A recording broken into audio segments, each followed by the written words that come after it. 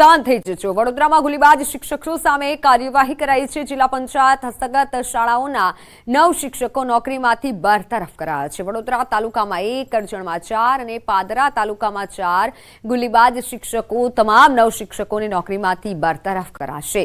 એક શિક્ષક વ્યક્તિગત કારણસર એક માંદગીના કારણે ગેરહાજર તો 4 શિક્ષક મંજૂરી વગર ગયા વિદેશ યાત્રાએ। ગેરહાજર શિક્ષકોને સમયાંતરે નોટિસ અને છતાં તેઓ હાજર નથી થતા ગેરહાજર શિક્ષકોને પગારની ચૂકવણી ન કરાઈ હોવાનો તંત્રએ દાવો કર્યો છે।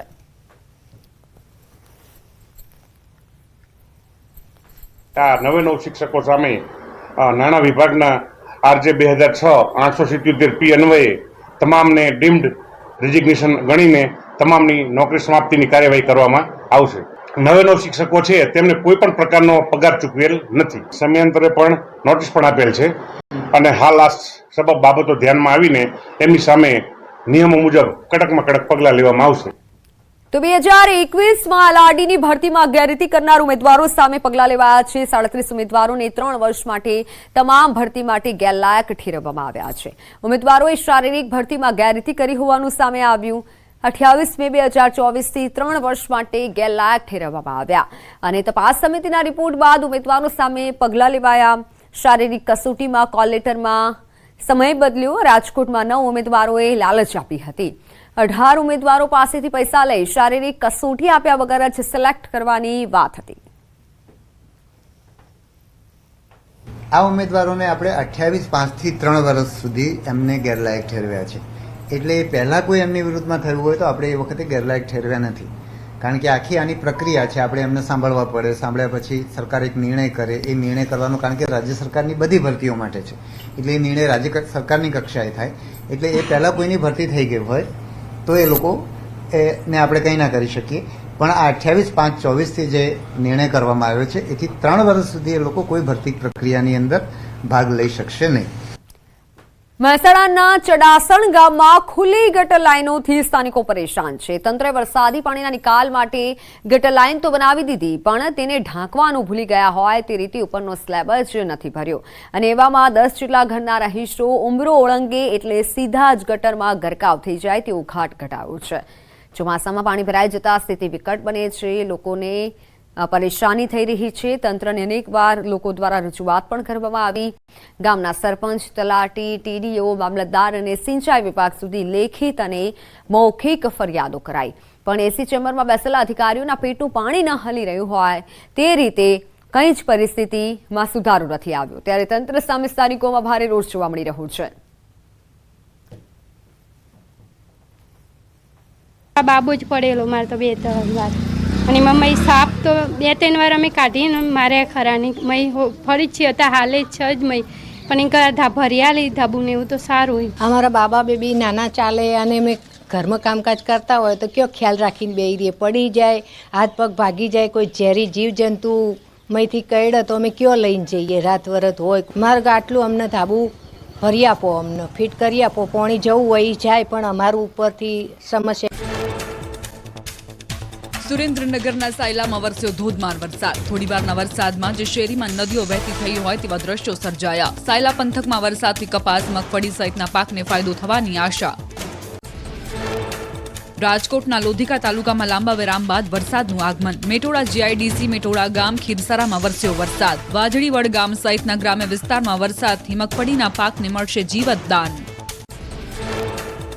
સુરેન્દ્રનગર શહેરમાં વીજળીના કડાકા ભડાકા સાથે વરસ્યો વરસાદ। લાંબા સમયના વિરામ બાદ વરસાદથી કપાસ, મગફળી, જુવાર સહિતના પાકને ફાયદો થયો। દ્વારકાના ભાટિયા ગામે ધોધમાર વરસાદનું આગમન। કાળા ડિબાંગ વાદળો છવાયા બાદ મેઘરાજાએ ધડબડાટી બોલાવતા રસ્તાઓ પર ફરી વળ્યા વરસાદી પાણી। ઠેર ઠેર પાણી ભરાતા વાહન ચાલકો અને રાહદારીઓને ભારે હાલાકી પહોંચી। દ્વારકા જિલ્લાના ભાટિયા ગામે વિરામ બાદ ધોધમાર વરસાદ વરસ્યો। ધોધમાર વરસાદથી પાટિયા ગામે બજારોમાં ધસમસતા પાણીના પૂર વહેતા થયા। રસ્તા પર પાણી ફરી વળતા વાહન ચાલકોને હાલાકી। અમરેલીના બગસરા પંથકમાં વરસાદી માહોલ જામ્યો। બગસરા શહેરમાં ધોધમાર વરસાદ વરસતા મુખ્ય બજારોમાં ઘૂંટણસમા પાણી ભરાયા। બગસરા સહિત આસપાસના વિસ્તારોમાં પણ વરસાદ વરસ્યો। અમરેલી જિલ્લામાં લાંબા વિરામ બાદ જામ્યો વરસાદી માહોલ। વડિયા સહિત આસપાસના હનુમાન, ખીજડીયા, તોરી, રામપુરમાં ધીમી ધારે પડ્યો વરસાદ। ઝરમર વરસાદથી વાતાવરણમાં પ્રસરી ઠંડક। ભાવનગર જિલ્લાના શિહોર પંથકમાં વરસાદ. ટાણા, વરલ, કનાડ, મઢડા, કાજાવદર ગામે જામ્યો વરસાદી માહોલ. સોનગઢ, પીપલ્લા, અમરગઢ, આમલા, સણોસરા ગામે પણ વરસાદ.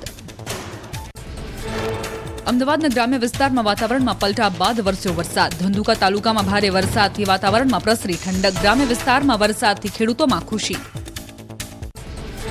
રાજસ્થાનના ભીલવાડામાં ભારે વરસાદના લીધે પુલ તૂટ્યો. નદીએ રૌદ્ર સ્વરૂપ ધારણ કરતા 15 લાખનો બ્રિજ તૂટ્યો. ગ્રામજનોએ તંત્રની કામગીરી સામે ઉઠાવ્યા સવાલ. રાજસ્થાનના જેસલમેરમાં જળબંબાકારની સ્થિતિ. ભારે વરસાદના લીધે કાંકની નદીમાં પૂરની સ્થિતિ. નદીએ રૌદ્ર સ્વરૂપ ધારણ કરતા ગણેશ મંદિર પાણીમાં ગરકાવ. કાંક નદી ગણેશ મંદિરને અભિષેક કરતી હોય તેવા દ્રશ્યો જોવા સ્થાનિકો ઉમટ્યા. જેસલમેરમાં મેઘતાંડવ. ગાડીસર તળાવ છલકાયું. તળાવના સ્થાપત્યો પણ થયા પાણીમાં ગરકાવ. ઓવરફ્લો થતા સ્થાનિક તંત્રએ પાણી નિકાલની કામગીરી ન કરતા સ્થાનિકોમાં તળાવને નુકસાન થવાનો ભય. રાજસ્થાનના સવાઈ માધોપુરમાં નદી નાળા છલકાયા. ભારે વરસાદને લીધે બનાસ નદીમાં થઈ નવા નીરની આવક. બનાસ અને ગાલવા નદીએ તોફાની રૂપ ધારણ કરતા ખેડૂતોમાં ખુશીની લહેર. રાજસ્થાનના ટોંકમાં ભારે વરસાદ બાદ ઠેર ઠેર જળબંબાકારની સ્થિતિ. લોકોને સાવધાન રહેવાની અપાઈ સૂચના. નદીની જળ સપાટીમાં વધારો થતા લોકોને નદી કિનારે ન જવા માટે કરાઈ અપીલ. પૂરની સ્થિતિના પગલે એસડીઆરએફ ખડે પગે. લખીમપુર ખેરીમાં શારદા નદીના રૌદ્ર સ્વરૂપના કારણે નેશનલ હાઈવે 731 પર પાણી ભરાયા. દરરોજ વાહન ચાલકો અકસ્માતનો બની રહ્યા છે ભોગ. પાણીના પ્રભાવ વચ્ચે કાર ફસાઈ હોવાનો વિડીયો વાયરલ. આસપાસના લોકો કારને ધક્કો મારી પ્રવાહમાંથી બહાર કાઢતા દેખાયા.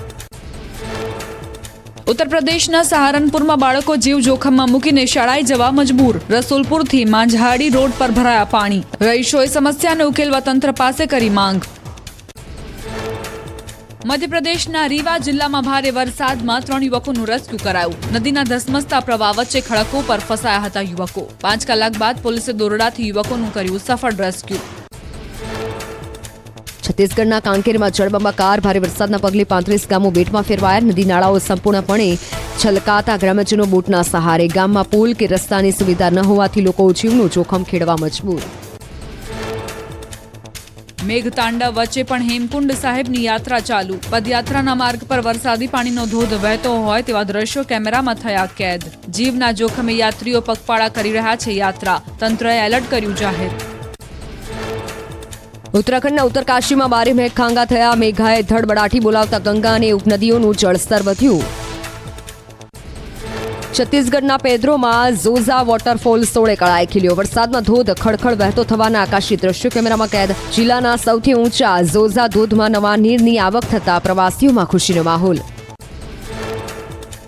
સરદાર સરોવર નર્મદા ડેમમાં પાણીની સપાટી ઘટી. ઉપરવાસમાંથી પાણીની આવક સ્થિર થતા સપાટી 135.33 મીટરે પહોંચી. નર્મદા ડેમ 90% ભરાયો. ડેમના 5 દરવાજા ખોલી નર્મદા નદીમાં છોડાઈ રહ્યું છે 1 લાખ ક્યુસેક પાણી. રાજ્યમાં આગામી 5 દિવસ વરસાદની આગાહી. 5 દિવસ સામાન્યથી હળવો વરસાદ પડવાની હવામાન વિભાગની આગાહી. 3 જિલ્લા અને 1 સંઘ પ્રદેશમાં યલો એલર્ટ. નવસારી, વલસાડ, દમણમાં પડી શકે ભારે વરસાદ. દાદરાનગર હવેલીમાં વરસાદનું યલો એલર્ટ. પીઝાના શોખીનો સાવધાન. વડોદરામાં લાપિનોઝ રેસ્ટોરન્ટના પીઝામાંથી નીકળ્યા માખી અને વાળ. ગ્રાહકે સોશિયલ મીડિયા પર વિડીયો કર્યો વાયરલ. આરોગ્ય વિભાગની કામગીરી સામે ઉઠ્યા સવાલ. અમદાવાદમાં ચોમાસાની સિઝનમાં પાણીજન્ય અને મચ્છરજન્ય રોગચાળો વકર્યો. અસારવાની સિવિલ હોસ્પિટલની ઓપીડીમાં વધારો. ડેન્ગ્યુના જુલાઈમાં 65 કેસ હતા, જે ઓગસ્ટ મહિનામાં વધીને 76 થયા. મુંબઈના થાણીમાં એક જ્વેલરી શોપમાં લૂંટનો નિષ્ફળ પ્રયાસ. વેપારીએ હિંમત બતાવી હાથમાં આવેલા ધોકાથી બંદૂકધારી લૂંટારુઓનો કર્યો સામનો. સમગ્ર ઘટના સીસીટીવીમાં કેદ. 4 લૂંટારુઓએ જ્વેલરીની દુકાનમાં ઘૂસીને બંદૂકની અણીએ લૂંટ કરવાનો કર્યો હતો પ્રયાસ. વડોદરાની MS યુનિવર્સિટીમાં મારામારીની ઘટના. AGSU અને NSUI ગ્રુપના વિદ્યાર્થીઓ વચ્ચે ધડબડાટી બોલી. પોલીસની હાજરીમાં જ બંને ગ્રુપ વચ્ચે છૂટા હાથે મારામારી થતા પોલીસે મામલો થાળે પાડ્યો. જામનગરના કાલાવાડ પાસે આવેલ ખંડેરા નજીક એસટી બસમાં હોબાળો. બસ ડ્રાઈવર અને કંડક્ટર સાથે એક મુસાફરે કરી બબાલ. ડ્રાઈવરે પોલીસને જાણ કરતા પોલીસે મુસાફર વિરુદ્ધ ગુનો નોંધી વધુ તપાસ હાથ ધરી. વડોદરાના મારેઠા ગામમાં ઘૂસ્યો 11 ફૂટ લાંબો મહાકાય મગર. ડુક્કરનું મારણ કરી મગરે મિજબાની માણી. વન વિભાગે 3 કલાકની ભારે જહેમત બાદ મગરનું કર્યું રેસ્ક્યુ. તાલાલા પંથકના રસ્તા પર ડાલામથ્થા સાવજની royal entry. Sasan Talala road પર 2 વનરાજાઓ રોયલ અંદાજમાં ફરતા દેખાયા. સોશિયલ મીડિયામાં વિડીયો વાયરલ. સાવરકુંડલાના થોરડી ગામમાં બે સિંહ અને શ્વાન સામસામે. વાડી વિસ્તારમાં ઘૂસેલા સિંહોએ હુમલાની કરી કોશિશ. ડાલામથા સાવજો સામે શ્વાને બાથ ભીડવાની બહાદુરી બતાવી. સમગ્ર ઘટના સીસીટીવીમાં કેદ. પંચમહાલના હાલોલમાં અચરજ પમાડે તેવી ઘટના. પાટિયાના મુવાડા ગામે બોરમાંથી સતત 4 દિવસથી વહી રહ્યું છે પાણી. કન્સ્ટ્રક્શન સાઇટ પરના દ્રશ્યો આવ્યા સામે.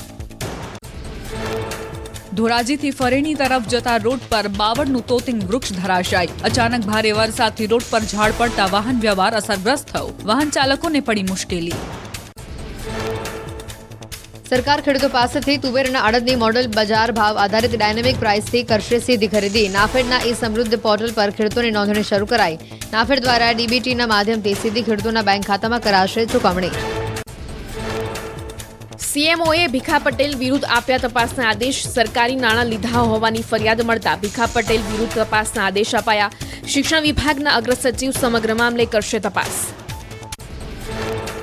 શૈક્ષિક મહાસંઘના પ્રમુખ ભીખાભાઈ પટેલ પર ફરી એકવાર ગંભીર આક્ષેપ. ભીખાભાઈ પટેલે ખોટી રીતે પગાર લીધો હોવાના બળવંતસિંહ ડાંગરના આરોપ.